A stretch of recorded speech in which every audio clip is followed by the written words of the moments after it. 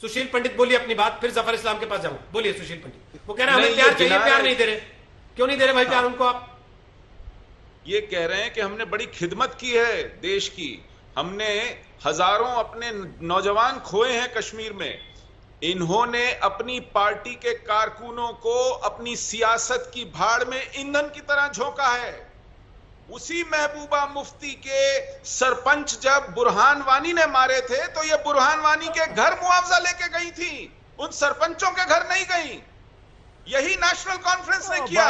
इनके कारकुन मारे जाते थे, ये छोड़ो, लेकिन ये हुर्रियत के साथ खड़े होते थे। बात सुनिए, हजरत बल से बड़े बड़े अच्छे ऑरेटर हैं, फारूक अब्दुल्ला ने हजरत बल से अपनी तकरीर में कहा था कि हम आपके साथ इस मुल्क को यार जो 70 साल ने इस मुल्क में, जो 70 साल ने इस मुल्क ने मैंने उनको टोक दिया था कि बीच में ना बोलो। हो गई ये जो मुसलमान हिंदू की पॉलिटिक्स बहुत हो गई, हिंदू मुसलमान की पॉलिटिक्स बहुत। मैंने हिंदू मुसलमान बोला ही नहीं अभी तक, मुसलमान की पॉलिटिक्स अभी तक तो मैंने हिंदू मुसलमान बोला ही नहीं।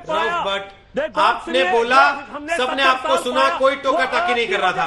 फिर मैं कहूंगा कि आपकी आवाज बंद करें तो आप कहेंगे कि हमारी आवाज बंद कर दी जाती है, हमारे साथ तो ऐसा किया जाता है। जो 70 नहीं बट प्लीज वही देखिए ना, बात सुनिए। बहुत देर से सुन रहे हैं ना आपको, आगे भी सुनेंगे, लेकिन बीच में और लोग भी बोलेंगे ना। हमने खोया, एक कायदा होता है बहस का। खोया, जो यही हमारी सोच है। अच्छा ठीक है, ओके जी, बोले कोई मसला नहीं, बोले। अच्छा ठीक है सर, ओके। जरा उनको भी बोलने दीजिए जिनका घर चला गया, जिनकी जमीन चली गई, जिनके परिवार वाले मार दिए गए, जो 30 साल से सड़कों पे धक्के खा रहे हैं और हर रोज बैठते हैं टीवी पर। जब डिबेट में बुलाया जाता है तो इस उम्मीद में आते हैं कि शायद उनको कोई भरोसा देगा कि उनका घर वापस मिलेगा। सुनिए प्लीज मेरी एक बात सुनिए, एक बात प्लीज आप मेरी एक बात सुनिए। आज आपकी चैनल के माध्यम से मैं ये कहना चाहता हूं कि आज जहां जम्मू कश्मीर लद्दाख के लोग जो है, जम्मू कश्मीर और लद्दाख के लोग जो है, वो आज लाल किले की तरह देख रहे हैं कि 15 अगस्त को इंशाल्लाह जो है एक बड़ा ऐलान होगा, हमारी स्पेशल स्टेटस हमें रिस्टोर की जाएगी, यहाँ पॉलिटिकल प्रोसेस स्टार्ट होगा, यहाँ जितने भी पॉलिटिकल लीडर्स बंद है उन्हें छोड़ दिया जाएगा। तो फिर से पीस होगा, यहाँ अधिकार है। आप उम्मीद रखिए। आप जरा वापस, अब मैं सुशील पंडित के पास जा रहा हूँ। अब आप प्लीज एक्सपेक्ट कर रहे हैं, प्लीज आवाज बंद करनी पड़ेगी कि यहाँ जो है 15 अगस्त को बड़ा ऐलान होगा। मैं तो कह रहा हूँ आपने अपनी उम्मीद बता दी। अब जरा शांति से सुन लीजिए सुशील पंडित आप बोलिए, उसके बाद जफर इस्लाम से इनकी बात का जवाब। जी बोलिए। रोहित जी, वहां की सरकारों ने जम्मू कश्मीर बैंक को लूट के खा लिया है, खाली कर दिया है, खोखला कर दिया है वहां के इंस्टीट्यूशंस को।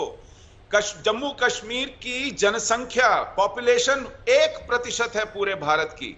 केंद्र से पूरे बजट का 10% कश्मीर में जाता था हर साल, इनकी जेबों में चला गया। इन्होंने जायदादें बनाई है, ये कहते हैं हमने खिदमत की है। अपने वर्कर्स को मरवाकर उनकी लाशों पर सियासत की है इन लोगों ने पूरे के पूरे कश्मीर को भाड़ में झोंका है। और आज ये कहते हैं इन्होंने 400 से ज्यादा पत्थरबाज जम्मू कश्मीर बैंक में रिलेशनशिप मैनेजर बन के हायर किए हैं, फौजी अफसरों पर FIR की हैं और उन लोगों के घर मुआवजे पहुंचाए हैं जिन्होंने इनके अपने सरपंचों को मारा था।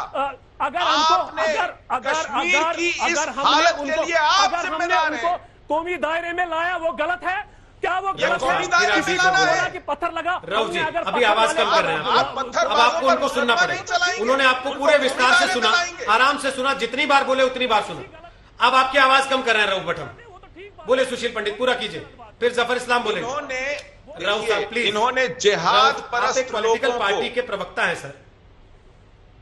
इन्होंने जिहाद परस्त लोगों को सहायता की है, इन्होंने उन्हें जेलों से बिना किसी शर्त रिहा किया है, इन्होंने उन्हें बिना किसी मेरिट के नौकरियां दी हैं, इन्होंने उन्हें मुआवजे पहुंचाए हैं। कश्मीरी हिंदुओं को एक नया पैसा आज तक मुआवजा नहीं दिया है, एक नया पैसा उनकी जमीन, उनके घर, उनके घरों की मौतों का मुआवजा नहीं मिला है, न्याय नहीं मिला है, किसी मारने वाले पर मुकदमा नहीं चलाया है। ये कहते हैं इन्होंने देश की खिदमत की है, इनके ऊपर मुकदमे चलने चाहिए। महबूबा मुफ्ती पर चार्जशीट कब लगेगी? उमर अब्दुल्ला के ऊपर चार्जशीट कब लगेगी? इन्होंने रोहिंग्या जैसे लोग वहां पर ला करके बसाए, कश्मीरी हिंदुओं को घर नहीं वापस आने दिया। कौन है जिम्मेदार वहां पर 40,000 रोहिंग्या लोगों के एकाएक बस जाने का? आज तक इसके ऊपर व्हाइट पेपर क्यों नहीं आया है? इसी तरह कश्मीर के हर इदारे में करप्शन की इंतहा जिन लोगों ने की है, जिसके बारे में स्वयं प्रधानमंत्री अपनी रैलीज में बार बार कहते रहे कि इतने करोड़ों रुपया केंद्र से गया, वो कहां गया कश्मीर में? कब इन लोगों के पेट चीर करके वो पैसे निकाले जाएंगे? क्या इन्हीं लोगों के हाथ में दोबारा सत्ता आएगी? ये कहते हैं कि 15 अगस्त को हमें उम्मीद है ऐलान होगा कि इनकी 5 उंगलियां घी में फिर से जाएंगी, और जबकि वक्त है कि इनका धड़ कड़ाई में जाए, इनका सर चूल्हे में जाए। ये फिर से गिन रहे हैं दिन के हमारे, कब पौबारा होगी, कब हम फिर से सियासत खेलेंगे, कल हम फिर से पैसे बनाएंगे। इन लोगों की उम्मीदों पर पानी फेरना जरूरी है। ये जब तक उम्मीद से रहेंगे तब तक इस देश के ऊपर खतरा मंडराता रहेगा। पाकिस्तान के नाम पर सियासत करने वाले, अलगाव के नाम पर सियासत करने वाले, जिहाद की पनाह पुष्ट करने वाले, ये जराइम पेशा लोग हैं। इनको इनके जुर्मों की सजा चाहिए। इनको फिर से सियासत में आने का कोई रास्ता नहीं देना होगा। नमस्कार, मैं हूं अंजना ओम कश्यप। हमें उम्मीद है ये वीडियो आपको पसंद आया होगा। लेटेस्ट खबरों के लिए यूं ही देखते रहिए आज तक, और इस वीडियो के पसंद आने पर लाइक, शेयर एंड सब्सक्राइब करना ना भूलें।